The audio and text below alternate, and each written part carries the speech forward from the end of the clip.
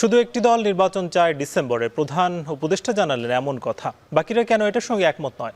অন্যদিকে ২৬ জুনের মধ্যে নির্বাচনের প্রক্রিয়া কতটা এগোচ্ছে, এমন প্রশ্ন বারবার উঠছে। আজ আলোচনা করবো এসব নিয়েই। সঙ্গে আছি নাজমুস সাকিব। আজকে আমরা এসব বিষয় নিয়ে আলোচনা করব, তবে তার আগে দেখে আসবো আজকে রাজনৈতিক মাঠে কি কথা আছে সেগুলোই দেখে আসবো। আজকে কিন্তু বেশ কিছু রাজনৈতিক দল কথাবার্তা বলেছেন এবং প্রধান উপদেষ্টাও কিন্তু আজকে কথা বলেছেন। প্রধান উপদেষ্টা আজকে জাপান সফরে গিয়েছেন এবং তিনি যেটা জানিয়েছেন যে সব দল নয়, একটি রাজনৈতিক দলই শুধু ডিসেম্বরে নির্বাচন চায়। এবং বিএনপির যিনি নেতা তারেক রহমান, তিনি বলছেন ডিসেম্বরের আগে জাতীয় নির্বাচন সম্ভব এবং সেই নির্বাচনের প্রক্রিয়া কিভাবে এগিয়ে নেওয়া যায় সেই ব্যাপারেও সরকারকে তিনি কিন্তু পদক্ষেপ গ্রহণ করতে বলেছেন। এবং ২৬ জুনের মধ্যে যে নির্বাচনের কথা বলা হচ্ছে, তিনি যেটা বলছেন যে এই বছরের যেই আর কয়েকটা মাস পরে ডিসেম্বর, তার মধ্যেই কিন্তু নির্বাচনটা সরকার ইচ্ছে করলেই দিতে পারে এবং সুনির্দিষ্ট যেই রোড ম্যাপ সেটাও কিন্তু ঘোষণার কথা বলেছেন তিনি। এবং বিএনপির আরেকজন নেতা সালাউদ্দিন আহমেদ, তিনি বলছেন যে সংস্কারের বাহানা করে নির্বাচন পেছানো যাবে না এবং সংস্কারের কথা বলে সরকার কিংবা কোনো দল এই পেছানোর পেছনে কাজ করছে বলে তিনি মনে করেন।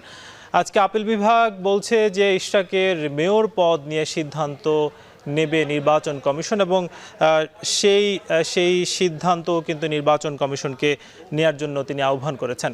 আজ আমাদের সঙ্গে যুক্ত আছেন বিএনপির জাতীয় নির্বাহী কমিটির সদস্য ডক্টর খন্দকার মারুফ হোসেন, যুক্ত হব তার সঙ্গে। মারুফ ভাই, আপনাকে ভোটের ট্রেনে স্বাগত। আমরা শুরুতে জানতে চাই যে ডিসেম্বরের মধ্যে কেন বিএনপি নির্বাচন চাচ্ছে? আপনার মাধ্যমে এখন টিভির এই সকল দর্শককে শুভেচ্ছা জানাচ্ছি। আপনারা জানেন যে এই যে 15 বছর একটি ফ্যাসিস্ট সরকার ক্ষমতায় ছিল, ভোটের বাংলাদেশ মানুষ হারিয়েছিল। 15 বছর কেউ ভোট দিতে পারে নাই। আজকে যারা নতুন যুব সমাজ, কেউ বুকে হাত দিয়ে বলতে পারবে না যে নিজের হাতে ভোট দিতে পেরেছে। এই যে বর্তমান যেই অন্তর্বর্তীকালীন সরকার, এই সরকার যখন ক্ষমতা এসছে সকলের সমর্থনে, তাদের কিন্তু একটি ম্যান্ডেট ছিল যে জনগণকে তার ভোটের অধিকার ফেরত দেওয়া। জনগণ আজকে আপনারা দেখতে পাচ্ছেন যে সকলে ভোট দেওয়ার জন্য উদ্গ্রীব। আমাদের দলের পক্ষ থেকে যুবদল, ছাত্রদল, স্বেচ্ছাসেবক দলের এই যে যুব সমাজের এই যে ভোটের অধিকার নিয়ে আমরা বিভিন্ন জায়গায় রাজনৈতিক অধিকার নিয়ে আমরা সমাবেশ করেছি প্রত্যেকটা বিভাগে।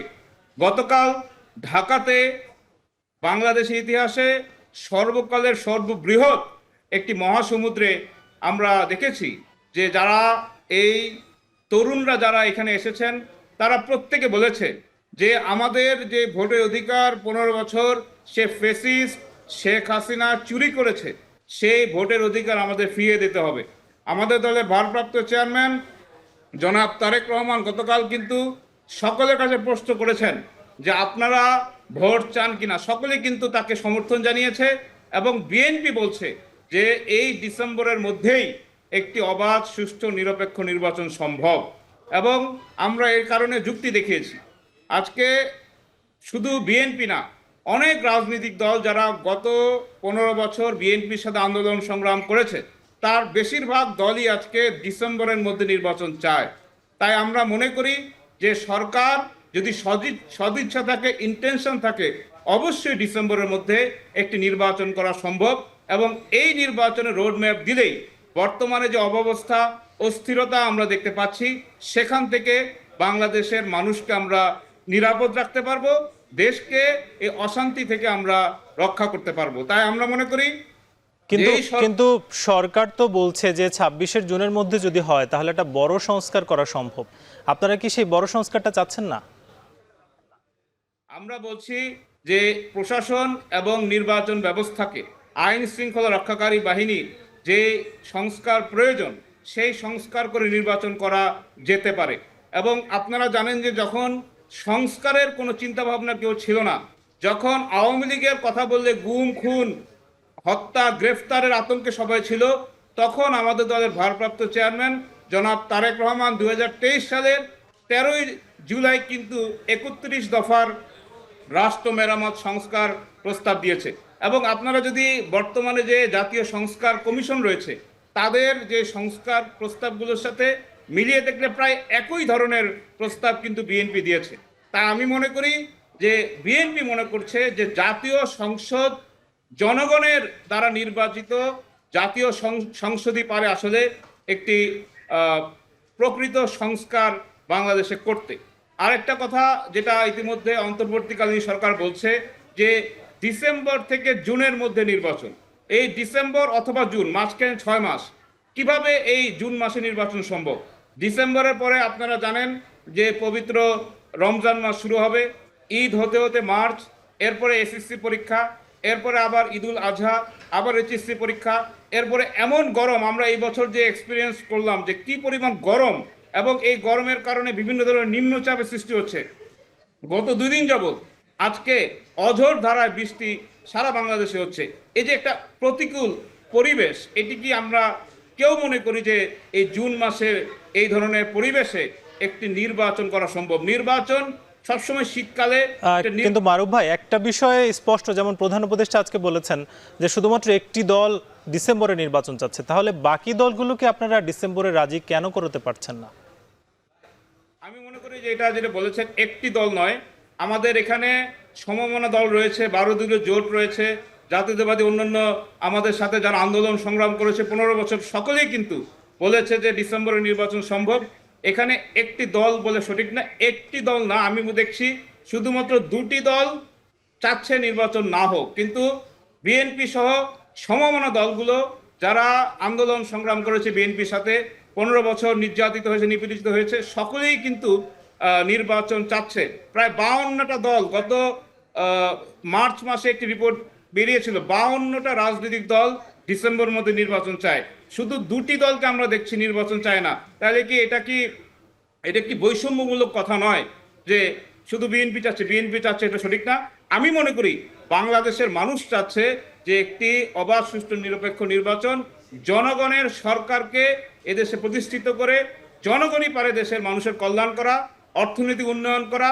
এই যে দেশে যে বিশৃঙ্খল অরাজকতা, আইন শৃঙ্খলা অবনতি হচ্ছে, এই ধরনের সমস্যা থেকে দেশকে মুক্ত করা।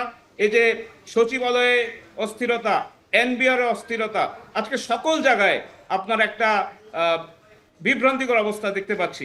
সেনাবাহিনীকে নিয়েও বিভ্রান্ত সৃষ্টি করা হচ্ছে। এই সকল বিষয়ে আমি মনে করি যে এখন জনগণকে তার ভোট দিয়ে তার নির্বাচিত সরকার প্রতিষ্ঠা করার সুযোগ দেওয়া হোক। জনগণের জবাবদিহিতা শুধুমাত্র জনগণের সরকার করতে পারে, এবং জনগণের এই সকল সমস্যাগুলো আমি মনে করি একটি কিন্তু আপনি যেমন সংস্কারের কথা বলছিলেন, যে সংস্কার প্রস্তাবনায় তো আমরা দেখতে পেয়েছি যে আপনারা বলছেন যে সরকার প্রধান, দলীয় প্রধান, সংসদ নেতা একই ব্যক্তি হওয়ার ব্যাপারে আপনারা সম্মত, কিন্তু সংস্কার প্রস্তাবনা অন্যান্যরা আসলে এই বিষয়ে সম্মত না। আপনারা কেন সম্মত? আমরা মনে করি যে সংসদ নেতা, প্রধানমন্ত্রী বা দলীয় ব্যক্তি এক হলে একটা চেইন অফ কমান্ড থাকে। কারণ যদি প্রধানমন্ত্রী সংসদ নেতা না হন, তাহলে যে সংসদ নেতা হবেন সে প্রধানমন্ত্রী হিসাবে সংসদে কিন্তু কোনো জবাবদিহিতা থাকবে না। প্রধানমন্ত্রীর যে গুরু দায়িত্ব সংসদ নেতা হিসাবে সংসদকে রিপ্রেজেন্ট করবে, সেটা কিন্তু সংসদ নেতা যদি ভিন্ন ব্যক্তি হয়, প্রধানমন্ত্রী যদি ভিন্ন ব্যক্তি হন, তাহলে যে জনগণের পক্ষ থেকে ম্যান্ডেট নিয়ে যে পার্লামেন্টে গিয়ে জনগণের পক্ষে কাজ করার ক্ষেত্রে কিন্তু ইমব্যালেন্স হওয়ার সম্ভাবনা রয়েছে। আর দলীয় ব্যক্তি যদি প্রধানমন্ত্রী না হন, তাহলে এই যে বাংলাদেশে আপনার বিগত সময় দেখেছেন, এখন আমরা দেখছি যে বিশৃঙ্খলা, প্রধানমন্ত্রী যদি দলীয় ব্যক্তি না হন, তাহলে কিন্তু আমি মনে করি দল সহ দেশের পরিবেশ পরিস্থিতি শান্ত রাখা খুবই দুষ্কর।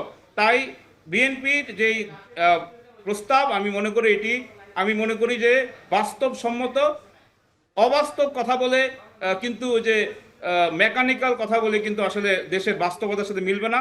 যেহেতু বিএনপি সর্ববৃহৎ দল, জনগণের দল, আমি মনে করি বিএনপির এই দাবিগুলো জনগণের পক্ষ থেকে আমরা করছি।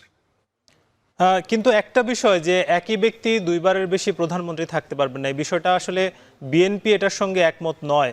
এটা আসলে কেন নয়, সেই বিষয়টা আমরা আপনার কাছে জানবো। মারুফ ভাই, আমরা বিরতির আগে যে কথাটা বলছিলাম যে একই ব্যক্তি দুইবারের বেশি প্রধানমন্ত্রী হতে পারবে না, যে সংস্কার প্রস্তাবনা দেওয়া হয়েছে, সেটার সঙ্গে আপনারা কেন একমত নন?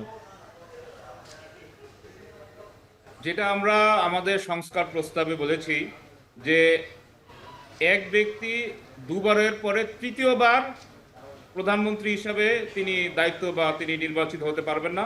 কিন্তু যদি এই যে দুবারের পরে তৃতীয়বার তিনি অংশগ্রহণ করলেন না, এরপরে যদি তার দলের বা সেই ব্যক্তি যদি এই যে দুটি টার্মে যদি সফলভাবে কাজ করেন, জনগণের পক্ষে কাজ করেন, জনগণ যদি চায় যে ওই ব্যক্তিটি আবার প্রধানমন্ত্রী হলে বাংলাদেশের মানুষের কল্যাণ হবে, এই অপশানটা আমরা জনগণকে দিব না। কেন কেন এক জায়গায় একবারে স্টপ করে দেব যে তিনি একজন সফল ব্যক্তি হলেও তার জায়গায় ভিন্ন ব্যক্তি আসবেন থার্ড টার্মের পরে, আবার যদি ফোর্থ টাইম ফিফথ টাইমে যদি আবার তাকে যদি জনগণ চায়, তাহলে এই যে একটা একদম স্টপ করে দেওয়া, বন্ধ করে দেওয়া এই অপশান, আমরা মনে করি এটা সঠিক না। আমরা দেখেছি যে গত 15 বছর সেক্ষেত্রে মারুফ ভাই, এক পরিবারতান্ত্রিক যে রাজনীতির ব্যাপারটা, সেটা তো আসলে আমরা দূর করতে চাই, সেটা কি আবার ফিরে আসার সম্ভাবনা তৈরি হয় না? কথা বুঝতে আবার বলবেন? বলছিলাম যে পরিবারতান্ত্রিক যে রাজনীতি, সেটা তো আসলে অনেকেই এটা বিলোপের কথা বলছে, সেটা কি তাহলে ফিরে আসার সুযোগ হয়, যে যেহেতু একাধিকবার, দুইবারের পরে আবারও তিনি প্রধানমন্ত্রী হতে পারবেন? আমি মনে করি এটা সঠিক না। পরিবারতন্ত্র, এটা আজকে যে কথা বলা হচ্ছে, জনগণ কিন্তু যখন তার নেতা নির্বাচন করে, সরকার নির্বাচন করে, যোগ্যতার ভিত্তিতে করে, কে কোন পরিবার থেকে এসছে এটা কিন্তু মুখ্য বিষয় নয়। আর কোনো ব্যক্তি যদি জনগণের পক্ষে কাজ করে, সে যে ব্যক্তি হোক, সেই ব্যক্তিকে দুবারের পরে তৃতীয়বার তাকে, সে যেহেতু আমরা চাচ্ছি যে তৃতীয়বার আর আসবেন না, পরে যদি আসে, সেটা কেন পরিবারতন্ত্রকে এখানে আবার অগ্রাধিকার দেওয়া হবে? এখানে আমরা কিন্তু কোথাও বলি নাই যে একজন ব্যক্তিকে, কোনো দলকে আমরা এখানে প্যাট্রোনাইজ করছি না, যেই ব্যক্তি হোক। আমরা কিন্তু দেখেছি যে 24-এর পরে গ্রাফিতিতে এসেছে, অনেকে বলেছিলেন যে একবারে সাধারণ পরিবারের ছেলে কেন প্রধানমন্ত্রী হবেন না। এই যে জনগণের ক্ষমতায়ন, রাজনৈতিক ক্ষমতায়ন, আমাদের দলের ভারপ্রাপ্ত চেয়ারম্যান বলেছেন জনাব তারেক রহমান যে আমরা জনগণের সরকার প্রতিষ্ঠার মাধ্যমে জনগণের রাজনৈতিক ক্ষমতায়ন করতে চাই। জনগণ এই যে সুস্থ সুন্দর রাজনীতির মাধ্যমে দেশে গণতান্ত্রিক পরিবেশে আসলে যদি রাজনৈতিক ক্ষমতায়ন হয়, তখন যাকে জনগণ মনে করে সেই কিন্তু দেশের রাষ্ট্র ক্ষমতায় আসবেন। এখানে পরিবারতন্ত্রের কথা বলে একটা ন্যারো একটা শেপে আনা হচ্ছে।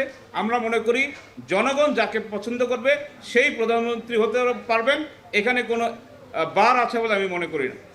আপনারা আওয়ামী লীগ নিষিদ্ধের ব্যাপারে আপনারা আসলে কতটা একমত ছিলেন? যেহেতু দলটি নিষিদ্ধ হয়েছে, তাদের কার্যক্রম নিষিদ্ধ করা হয়েছে, সেটা কি আসলে বিএনপির তরফ থেকে আপনারা চেয়েছিলেন?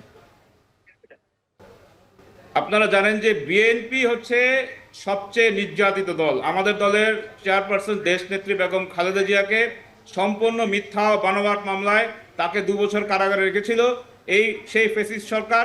আমাদের নেত্রী তাদের নির্যাতনের কারণে অসুস্থ হয়েছেন।